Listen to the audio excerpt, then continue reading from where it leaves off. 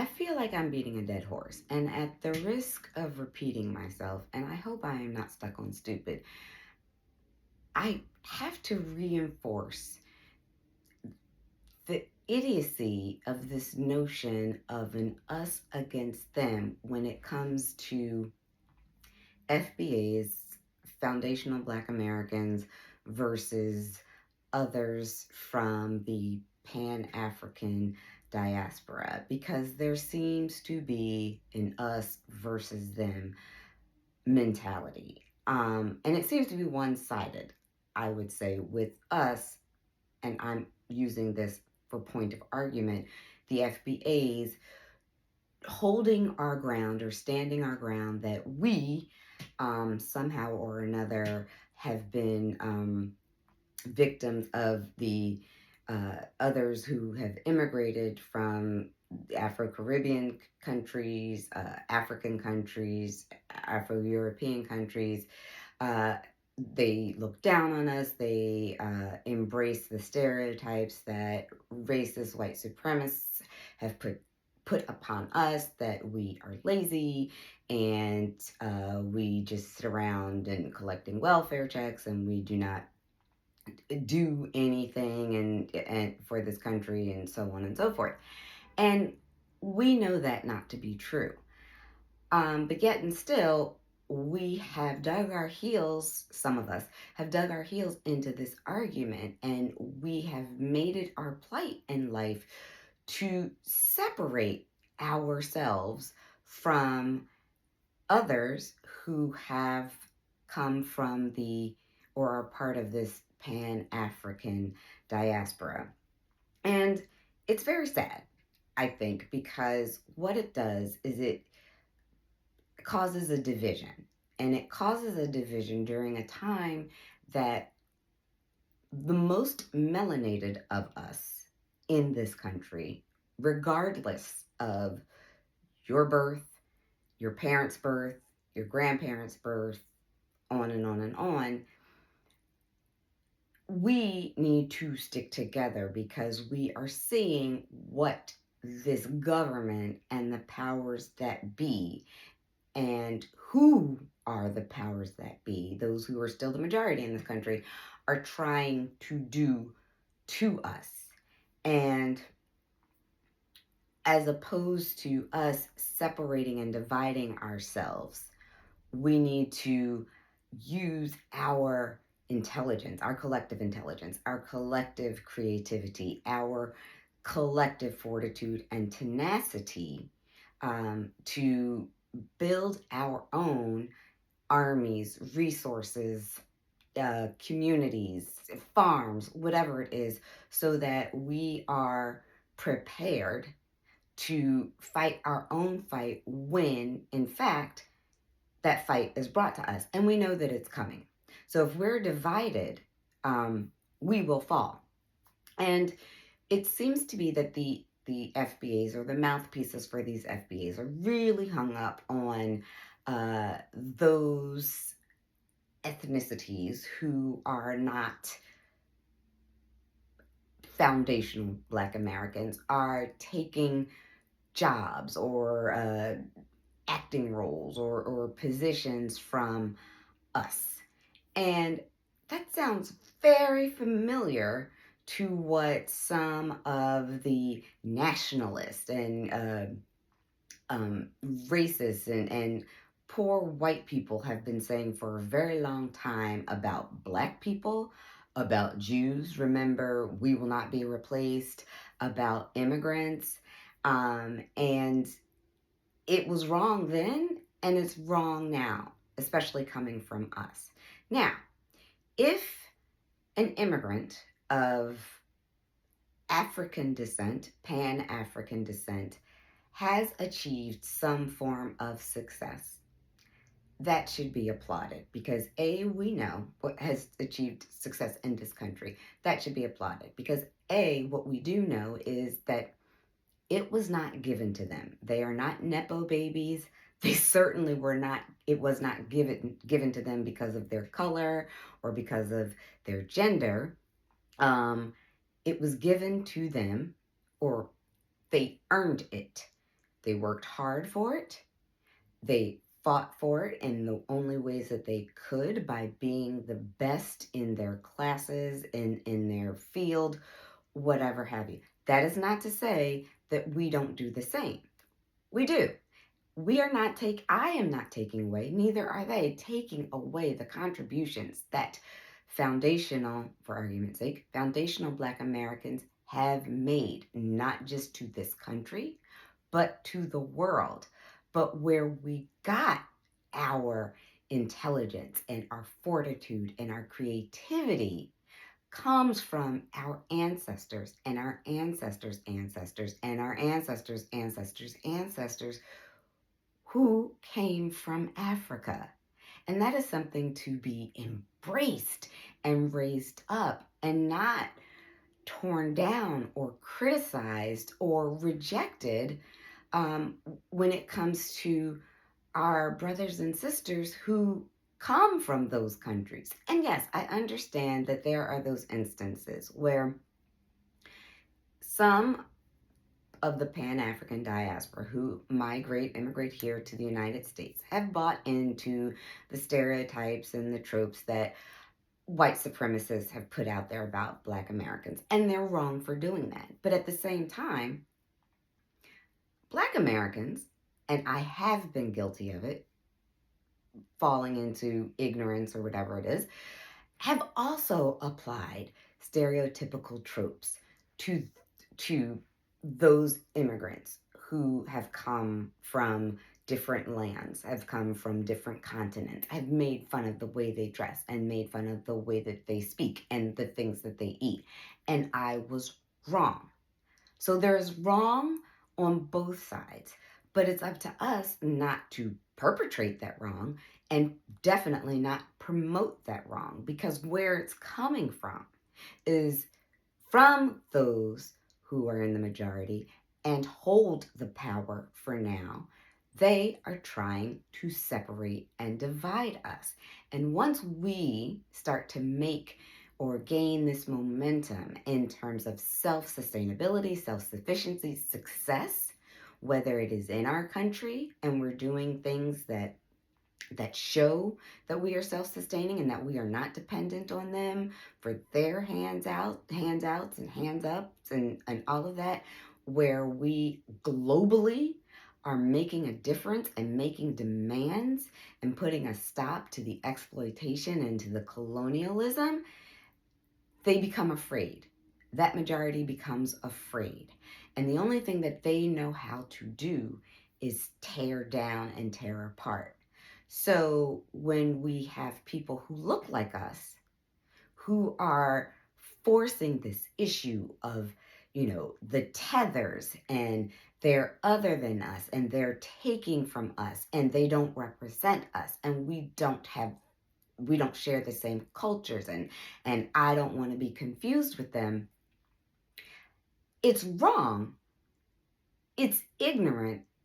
It's uneducated. And it puts us all at a disadvantage, because the fact of the matter is, while we're sitting up there making those delineations about who's who and who's been here the longest and why I, as an FBA, am entitled to X, Y, and Z, the majority, the powers that be at this time, in this day and age, are not making that delineation. As Q-Tip said, Black is Black. They're not going to ask where you are from. They're not going to ask, how Black are you? They're just going to see that you're Black and round you up and put you in a place, whether it's incarceration, whether they see you as a threat, and find a way to justifiably murder you, whether they find a way to oppress you because you're Black. We've seen it before. So when we are stuck on stupid separating ourselves, it definitely gives the powers that be an advantage. And if there is someone who comes to the United States from the Pan-African diaspora and believes that somehow or another we foundational Black people Black Americans are less than, then we're definitely proving their point, because we are stuck on this stupid notion that we somehow have to separate ourselves. I don't understand or see why there is such a problem being associated or recognizing the similarities in the different cultures. Africa, 54 countries in Africa. Every hue, every texture, every climate that you can imagine is on the continent of Africa. Brilliance comes from Africa. The original mitochondrial Eve DNA comes from Africa. We Black people have that mitochondrial DNA universally. We Black people have that mitochondrial DNA. So to say we are not the same, it's a falsehood. It's an outright lie. So why we would want to, here in America, promote this delineation is stupid. It's counterproductive to who we are and what it is that we are trying to achieve. What is it that we're trying to achieve with this argument of foundational Black Americans? Again, we're not taking away anything that our direct ancestors, as enslaved people whose ancestors were brought over from Africa, stolen from Africa, and brought here and oppressed and worked and murdered and enslaved and humiliated and tortured. We're not taking anything away from that, but our foundation has a foundation that goes beyond this land. So as I listen to these pro FBA's anti-tethered individuals, and then when I hear people talk about dumb Americans, and yes, when I hear people talk about dumb Black Americans, I kind of see their point when I hear these arguments. Because if you say that our Black American culture is in no way associated, similar, representative of the culture of the Afro-Caribbean or the Afro-South American culture or the African culture, you're wrong. Look at the Gullah Geechee community in Georgia and South Carolina. Look at the Creole and the Cajun community in New Orleans. Look at the Santeria community that's in the South. That's all directly from Africa. And yes, they too are foundational Black Americans. Look at the things that we do in the way that we prepare our foods. Collard greens. In Africa, black-eyed peas. In Africa, yams. In Africa, hair braiding. In Africa, locks. Possibly in Africa, definitely in the Caribbean. So as we're denouncing all of these things that are not FBA, we have to literally take a look in the mirror and see how we're all the united colors, cultures, concepts of Pan-Africanism. And instead of dividing and separating, we need to be uniting and embracing, or at the very least, not tearing each other down. You can't take away from someone who is highly melanated of African descent, whether they immigrated or not. You cannot take away from their success in this country because it was not given to them.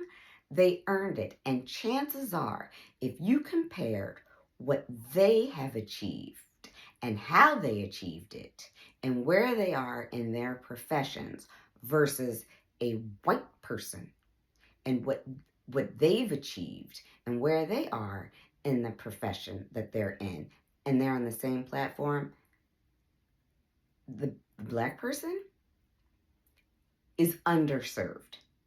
Guaranteed.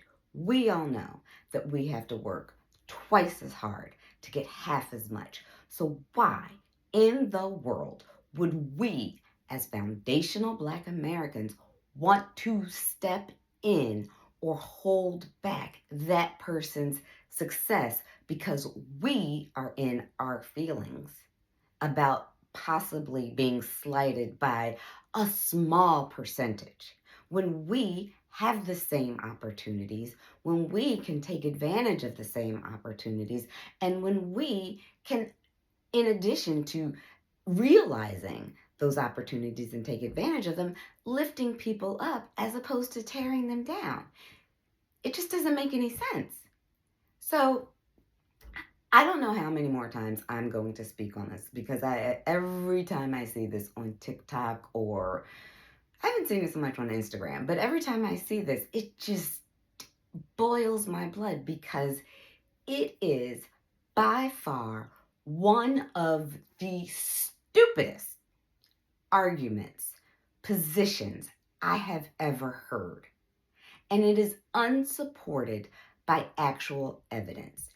And what it reads to me is that there's a group of Black people in America who call themselves foundational Black people, foundational Black Americans, who don't believe in themselves, who are jealous of what others may have achieved, who feel that because those others who look like us but are not foundational Black Americans have been successful, it was at our detriment.